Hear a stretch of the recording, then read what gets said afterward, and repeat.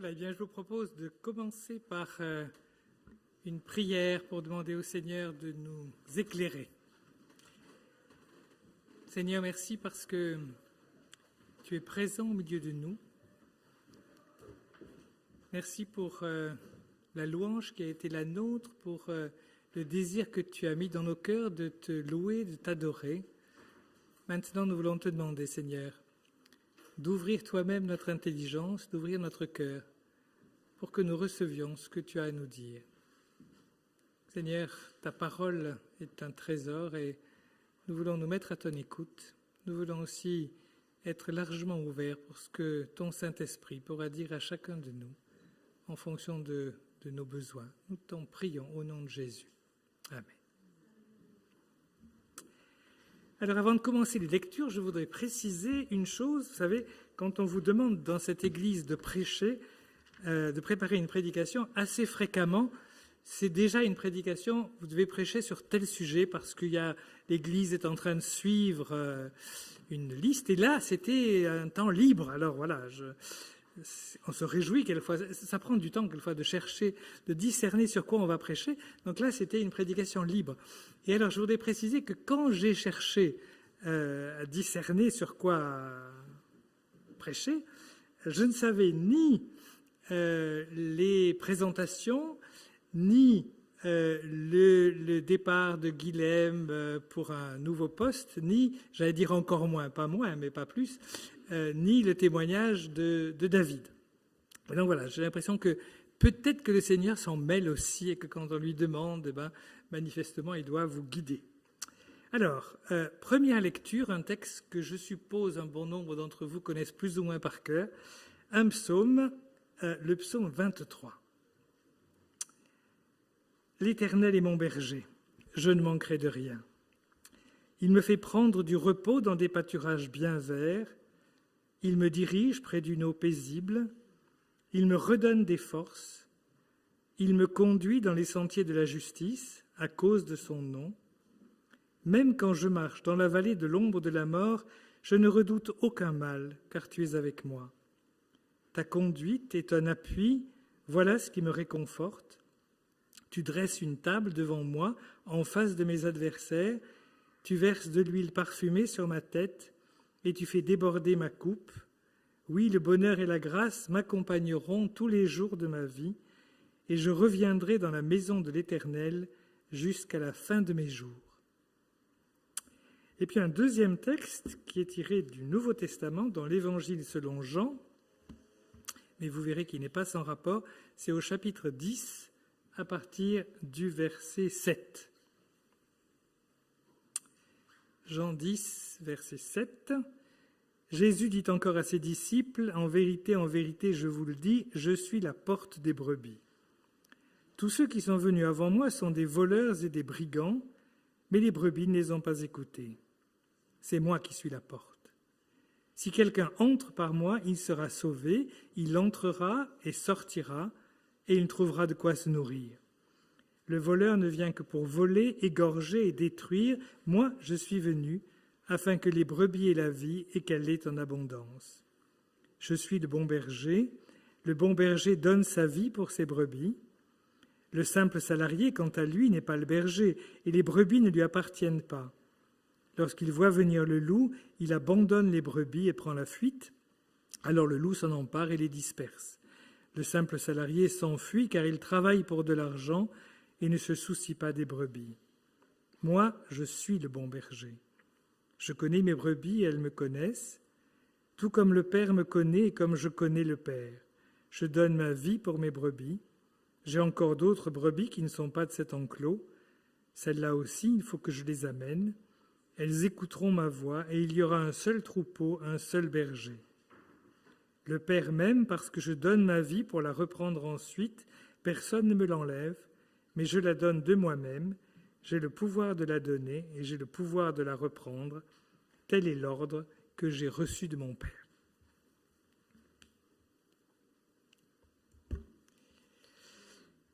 Voilà, alors il y a des psaumes qu'on sait plus ou moins par cœur. J'ai l'impression que s'il y a un psaume qu'un protestant moyen, qu'un évangélique moyen sait par cœur, s'il n'y en a qu'un, c'est le psaume 23. Combien de chrétiens qui se sont rassurés au moment du danger en se répétant « L'Éternel est mon berger, je ne manquerai de rien. Il me fait reposer dans de verts pâturages, il me dirige près des eaux paisibles, il restaure mon âme, il me conduit dans les sentiers de la justice à cause de son nom, etc. » Et je voudrais que nous puissions reprendre ce texte et puis essayer de mieux comprendre de quelle manière il peut nous aider. Vous avez sans doute remarqué qu'il y a dans ce texte en fait deux images différentes qui se suivent. Première image, c'est ce qu'on a dans la tête, la seule peut-être qu'on a dans la tête, c'est l'image du berger qui conduit son troupeau. Et puis il y a une deuxième image à la fin du texte, c'est celle du souverain, de l'hôte, qui accueille à sa table. Face à ceux qui me veulent du mal, tu prépares un banquet pour moi, tu m'accueilles en versant sur ma tête un peu d'huile parfumée, tu remplis ma coupe jusqu'au bord. Donc la première partie, c'est évidemment la plus célèbre, celle que nous avons tous à l'esprit. C'est pour l'Ancien Testament une image très classique, l'image du berger. Il faut reconnaître que c'est une image beaucoup plus classique pour les contemporains de David ou même les contemporains de Jésus que pour nous. La royauté d'Israël est très fréquemment présentée sous cette forme. Par exemple, alors, la royauté d'Israël, le roi d'Israël comme un berger, et puis Dieu aussi est assez fréquemment présenté comme un berger. Par exemple, dans le livre du prophète Isaïe au chapitre 40, « Voici l'Éternel Dieu, il vient avec puissance, et son bras lui assure la souveraineté. Il rassemblera les agneaux dans ses bras, sur son sein, il les porte et conduit doucement les brebis qui allaitent. » Et donc David lui-même a été berger, vous vous rappelez, avant d'être roi. Donc le psalmiste se considère comme une brebis du Seigneur, une brebis de l'Éternel, et c'est ce qui lui permet d'exprimer sa confiance fondamentale en Dieu. L'Éternel est mon berger, je ne manquerai de rien. C'est parce que le Seigneur est mon berger que je peux lui faire pleinement, totalement confiance, car il connaît mes besoins, je peux compter sur lui. Ensuite, il me met au repos dans des prés d'herbes fraîches, il me conduit au calme près de l'eau. Ce que suggèrent ces paroles, c'est la paix, c'est le repos. Et on imagine, et c'est facile à imaginer, des prairies, de vastes prairies verdoyantes, les eaux paisibles, un paysage un peu idéal, un paysage un peu idyllique, et qui exprime au mieux la sérénité de celui qui est comblé. Tout est sous la main, si on est une brebis, on pourrait dire tout est sous la patte. La nourriture est largement à disposition, il y a de l'eau fraîche qui coule à côté, rien ne presse, tout est là en abondance et tout près, donc aucune inquiétude à avoir. Le psalmiste continue la description en accentuant quelquefois les doubles sens. Alors c'est amusant parce que si vous êtes habitué à une certaine traduction, en général celle qu'on a dans l'oreille, c'est une des variantes de la traduction second, et donc c'est celle-là à laquelle on pense spontanément. Si on lit en français courant, par exemple, on voit qu'il y a des choses qui sont assez différentes, et en fait les deux sont possibles. Par exemple, là en français courant, il ranime mes forces, il me guide sur la bonne voie parce qu'il est le berger d'Israël. Habituellement, on a dans l'oreille, il me guide sur les sentiers de la justice parce qu'il est, etc. Mais les deux sont vrais. C'est-à-dire qu'à la fois, les sentiers de la rectitude peuvent être les voies droites, simplement, ou bien les sentiers de la justice. Et j'ai fortement l'impression que pour ceux qui écoutaient en hébreu le texte, les deux sens apparaissaient. Un sens qui correspond très bien aux brebis, des chemins tout droits, parce que le berger prend soin de ses brebis, ne veut pas qu'elles se fatiguent trop, et donc les fait passer par des chemins faciles. Et puis, peut-être plus adaptés à notre condition humaine, d'autres aspects avec justement ces questions de justice. Donc, Dieu restaure l'âme, Dieu ouvre des sentiers de justice, des bons chemins pour nous. Au fond, tout cela, Dieu le fait pour l'honneur de son nom. parce qu'il est le berger d'Israël et parce que sa réputation est en jeu. Enfin, la présence du berger n'empêche pas qu'il y ait parfois des moments et des passes difficiles à traverser. Même là, il n'y a rien à craindre. Si je devais traverser la vallée de l'ombre de la mort, la vallée où règnent les ténèbres de la mort, je ne craindrais aucun mal, car tu es auprès de moi. Ta houlette me conduit, ton bâton me protège. Donc c'est la certitude de la simple présence de Dieu qui suffit à ma sécurité. Parce que je sais que tu es là, je ne craindrai aucun mal. Tu me conduis dans l'obscurité et tu me protèges de ta force. Alors, cette image du berger, comme je vous le disais, elle est fréquente, elle existait dans l'Ancien Testament, elle a été reprise dans le Nouveau Testament. Et je pense à deux reprises particulièrement, une qu'on connaît, qu'on vient de lire. Je suis le bon berger, dit Jésus.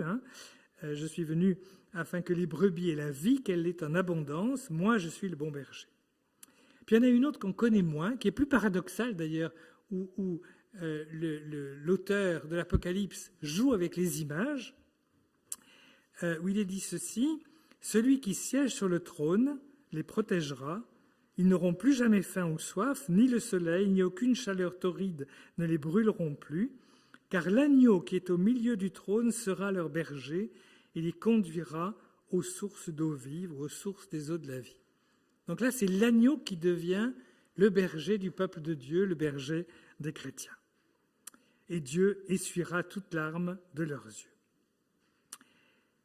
Et c'est bien ainsi que nous entendons le texte en pensant à Jésus qui nous a dit après sa résurrection, « Je suis avec vous tous les jours jusqu'à la fin du monde. » Et c'est cette présence du Christ comme berger attentif qui nous rassure et nous donne confiance. Et puis la deuxième partie, je le fais rapidement, de ce psaume nous présente un banquet que le roi offre en notre honneur devant les yeux des adversaires médusés et contraints au silence. L'invité est honoré, l'hôte lui verse du parfum sur la tête. Je ne sais pas si vous avez remarqué dans la lecture tout à l'heure, il dit « tu verses de l'huile sur ma tête ». J'ai rajouté de l'huile parfumée, parce que c'est ça l'idée. Et je me rappelle encore, depuis que je suis enfant et que je connais ce texte, je trouvais vraiment bizarre et pas très ragoûtant cette idée de verser de l'huile sur la tête de quelqu'un. En fait, c'est du parfum, c'est de l'huile parfumée. Et vous vous rappelez quand dans le Nouveau Testament, Jésus, on verse du parfum sur les pieds de Jésus, c'est pour l'honorer. C'est exactement la même chose. Et puis voilà, la coupe est remplie à déborder et le psaume se termine sur la certitude de l'amour de Dieu pour aujourd'hui et pour toujours. Oui, tous les jours de ma vie, ta bonté, ta générosité me suivront pas à pas. Seigneur, je reviendrai dans ta maison aussi longtemps que je vivrai. Alors, ce psaume exprime à merveille, je crois, la confiance que nous pouvons avoir en Dieu, et c'est pourquoi c'est si agréable de le prier et agréable de le méditer. Mais je voudrais que nous creusions un peu plus, que nous réfléchissions un peu plus loin pour savoir de quoi nous parle ce psaume exactement.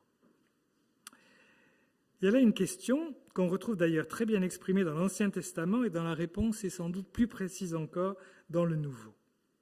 Au fond, on pourrait être tenté, en lisant, de croire que, puisque le Seigneur nous accompagne, puisque le Seigneur est notre berger, alors toute ma vie ira bien. Alors tout se passera toujours comme sur des roulettes. Alors les chemins seront toujours faciles. Je ne manquerai de rien, je ne crains aucun mal, etc., etc. Et ce discours, on l'entend, j'ai presque envie de dire, souvent dans les églises. Et bien des témoignages vont dans ce sens. Je rencontrais une difficulté, le Seigneur m'en a délivré. Je lui demandais ceci ou cela, et le Seigneur m'a exaucé. Et on se réjouit avec David, qui a donné ce témoignage aussi, de guérison et de Dieu qui répond à la demande du croyant. Mais David, qui est pasteur, a aussi rajouté que autant il devait louer le Seigneur et se réjouissait de ce que le Seigneur avait répondu, autant il y avait d'autres moments où le Seigneur lui a répondu « Ma grâce te suffit ». Autant il y a d'autres situations où la réponse de Dieu ne prend pas cette forme. Et donc, je crois que c'est très intéressant de se rappeler qu'il y a là une vérité, mais qu'il n'y a pas là toute la vérité. Le Seigneur répond à la prière, même si, comme pour la traversée du Jourdain, il attend souvent que nous ayons déjà les pieds dans l'eau. Je ne sais pas si vous vous rappelez, lorsque le peuple d'Israël rentre dans la terre promise, Dieu va ouvrir le Jourdain, mais il faut d'abord que le peuple ait les pieds dans l'eau. Et j'ai l'impression quelquefois que nous aussi, le Seigneur répond à nos prières lorsque l'eau est déjà en train de monter. Et quelquefois, on a envie de dire au Seigneur, écoute, ça aurait été sympa de répondre un peu plus tôt. Et puis, je crois qu'il y a d'autres moments où Dieu nous apprend à nager, mais où l'eau ne s'ouvre pas nécessairement. Je crois qu'il faut surtout se garder de faire semblant de croire que la foi est une garantie tout risque. Et qu'à partir du moment où on est chrétien, une fois qu'on est converti, la vie ne sera plus qu'un long fleuve tranquille. Je crois qu'il faut se garder de dire ça d'abord parce que c'est faux.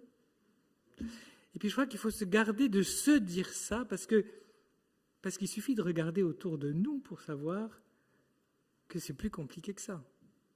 On se réjouit ce matin quand David nous raconte, nous donne le témoignage d'une guérison. Et il faut dire Alléluia et se réjouir de ça. Mais je me rappelle, il n'y a pas si longtemps qu'on nous appelait à la prière pour des personnes qui étaient gravement malades et qui sont décédées. La réalité humaine et la réalité chrétienne, c'est les deux en même temps. La souffrance, les difficultés, les malheurs n'épargnent pas nécessairement le chrétien. Et ça, le livre des psaumes le sait bien. Je ne sais pas si vous vous rappelez, quel est le psaume qui précède le psaume 23 ? Il y a bien quelqu'un qui va me dire le 22. Voilà, ce n'était pas pour voir si vous saviez calculer jusqu'à 23. Mais le psaume 22, ce n'est pas n'importe quel psaume. Il commence ainsi. Mon Dieu, pourquoi m'as-tu abandonné ? Tu restes loin. Tu ne viens pas me secourir malgré toutes mes plaintes. Mon Dieu, le jour j'appelle, et tu ne réponds pas. La nuit je crie, sans trouver de repos. Plus loin, le psalmiste décrit la situation. Moi je suis un ver, je ne suis plus un homme. Tout le monde m'insulte, le peuple me méprise. Tous ceux qui me voient se rient de moi, tous ils ricanent, ils font la moue en secouant la tête, ils se confient en l'Éternel. Eh bien, que maintenant l'Éternel le délivre, puisqu'il trouve en lui son plaisir, qu'il le libère donc. Vous voyez, on est loin de la sérénité du psaume 23 avec son herbe verte et puis son cours d'eau tout guilleré à côté. Le croyant se confie en Dieu, mais il se trouve en but à l'opposition des méchants et il ne voit rien venir. Et d'ailleurs, il s'en plaint au Seigneur. Il ne dit pas l'Éternel est mon berger, il dit Seigneur, pourquoi m'as-tu abandonné ? C'est une double réalité, ce psaume 22 et ce psaume 23. Et je crois que cette double réalité, tout au cours de la vie, c'est une réalité que nous connaissons tous plus ou moins. Le psaume 22 se termine dans la foi et dans la confiance, mais en fait, cette foi et cette confiance sont une attitude d'espérance, pas simplement de réalisation. Dans la vie qui est la nôtre, les difficultés et les souffrances ne nous seront pas nécessairement épargnées. Il suffit de rappeler que nous sommes les disciples de Jésus. Le psaume 22 est justement celui que Jésus a prié sur la croix. Vous vous souvenez, Seigneur, Seigneur, pourquoi m'as-tu abandonné ? Ce n'était pas juste une remarque ou une pensée originale de Jésus, il était en train de prier le psaume 22 à ce moment-là. Et bien des paroles de ce psaume apparaissent d'ailleurs comme prophétiques. Des hordes de chiens m'environnent, la meute des méchants m'assaille. Ils ont percé mes mains et mes pieds, je pourrais compter tous mes os. Ils me regardent, ils me toisent, ils se partagent mes habits et tirent au sort ma tunique. Jésus a connu les difficultés et les oppositions. Jésus a connu les souffrances. Et sur le plan purement de l'histoire humaine, l'histoire de Jésus se termine sur la croix. Et la croix, c'est sans doute la mort, une des morts les plus horribles qu'on puisse imaginer. Ah, vous allez me dire, après, il y a la résurrection, bien sûr, mais ça, c'est parce que Dieu intervient.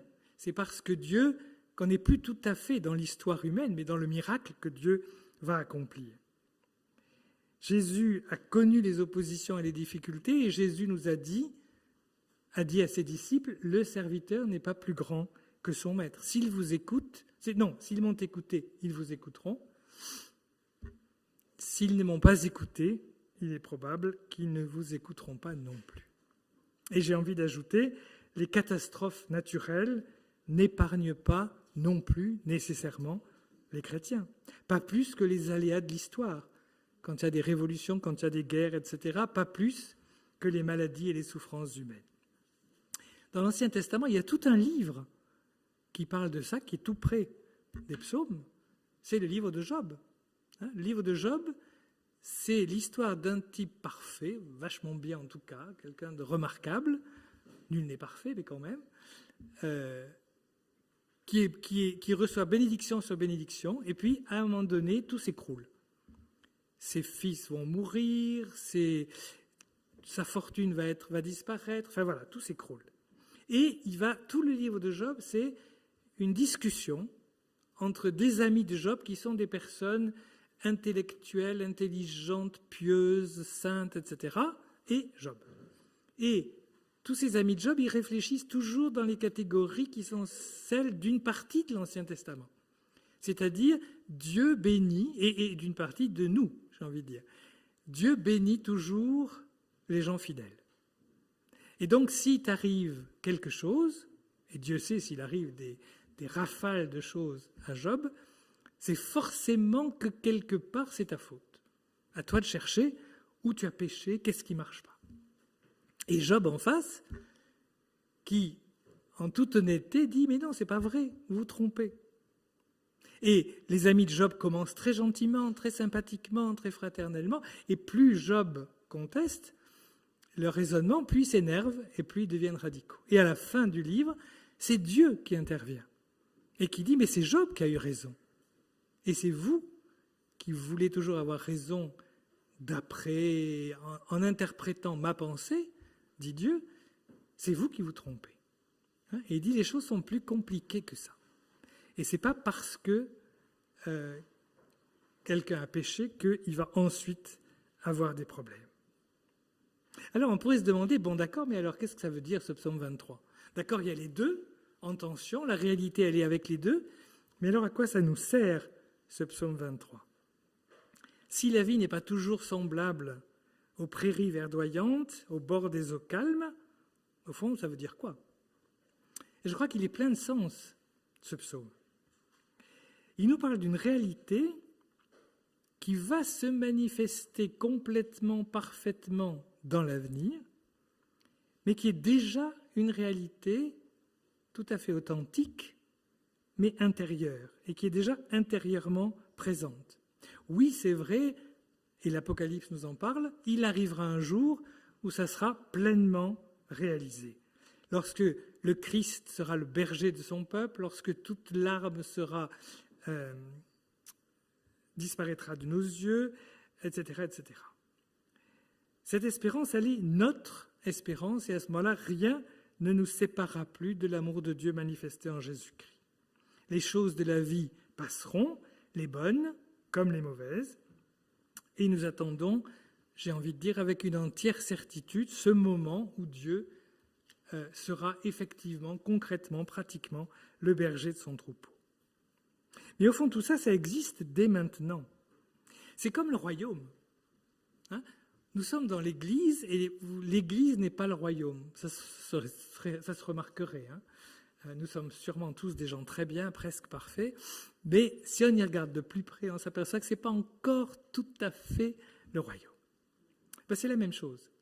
Le royaume, il est déjà là. Vous vous rappelez, quand Jésus parle, il parle du royaume qui est là, qui s'est approché, qui est tout proche. Là où est le Saint-Esprit, là est le royaume. Cette réalité dont il est question dans le psaume, elle est aussi là. Cette paix, elle est là. Là où est le Saint-Esprit, il y a cette paix. Là où la vie du Christ se manifeste, alors il y a cette tranquillité. Mais on pourrait dire que là, il s'agit d'une paix. Jésus, sur la paix, dit deux choses qui pourrait paraître contradictoire. Hein, il dit, je ne suis pas venu apporter la paix, mais l'épée, le glaive. Donc je ne suis pas venu apporter la tranquillité, mais quelquefois le conflit. Et puis à côté, ailleurs, il dit, c'est ma paix que je vous donne. Je ne vous donne pas la paix comme le monde la donne, l'absence de guerre, mais je vous donne ma paix. Et cette paix, c'est beaucoup plus une paix intérieure. Une paix qui est fondée dans la foi la plus profonde et qui est plus profonde que les turbulences du quotidien.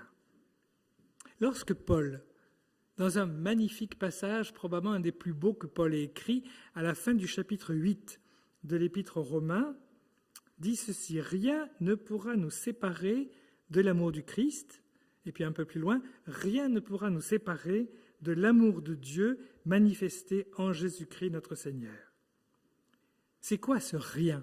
Alors il décrit le rien. Et il dit que toutes ces choses ne vont pas nous séparer de l'amour de Dieu. Et il va parler de la détresse, de l'angoisse, de la persécution, de la faim, des privations, du danger, de la mort elle-même. Tout ça, lui les a vécues, toutes ces difficultés. Et nous sommes aussi appelés à vivre ce genre de choses. Et ce que Paul nous dit, c'est que rien de ce qui pourra nous arriver ne pourra nous séparer de cet amour de Dieu manifesté en Jésus-Christ. Hein, oui, toute ma vie, est-il dit dans le psaume 23, hein, ta bonté et ton amour m'accompagneront. Et vous vous rappelez, il nous est dit aussi, si je devais traverser la vallée où règnent les ténèbres de la mort, je ne craindrais aucun mal, car tu es avec moi.